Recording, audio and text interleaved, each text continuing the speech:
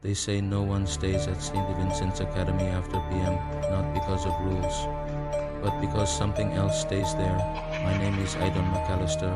In 2017, I transferred to a Catholic boarding school in Ontario, Canada. St. Vincent's Academy, a Gothic building with stone walls, narrow halls, and statues of saints that seemed to watch you no matter where you stood. I noticed something strange from the very first week.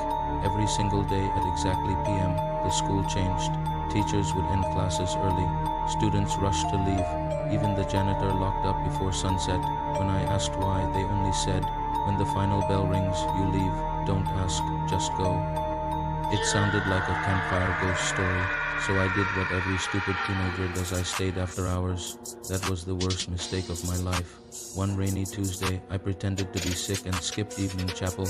I hid in the second floor bathroom as the building emptied out.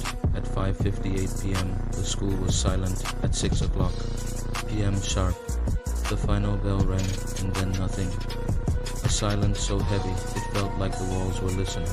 I stepped into the hallway, lights flickered. Then I heard something, soft and chilling, a voice, reciting a funeral prayer, not from a speaker, but from an empty classroom by the old science lab. I peeked through the window and froze. A black-robed figure stood alone, hands clasped, head bowed, floating slightly above the ground. I blinked. The classroom door creaked open. The voice stopped, and the thing inside turned toward me. Its face smooth, eyeless, rotted. I ran. The next day, I searched the library. Behind a row of dusty theology books, I found old newspapers sealed in plastic. In 1948, the school had a scandal. A priest named Father Desmond Rourke had allegedly locked misbehaving boys in the crypt under the chapel. He died mysteriously at 6 o'clock p.m. Students claimed they saw him performing his own funeral. The school never addressed it. They buried it literally. But now I knew, and I needed proof. That Friday I came back, armed with a flashlight and a camera.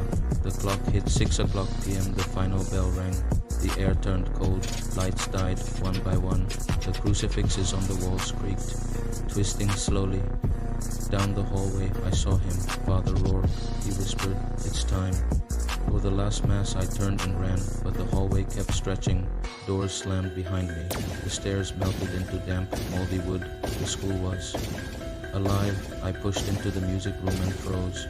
Rows of children sat at desks in complete silence. Their uniforms were old, faded from another time.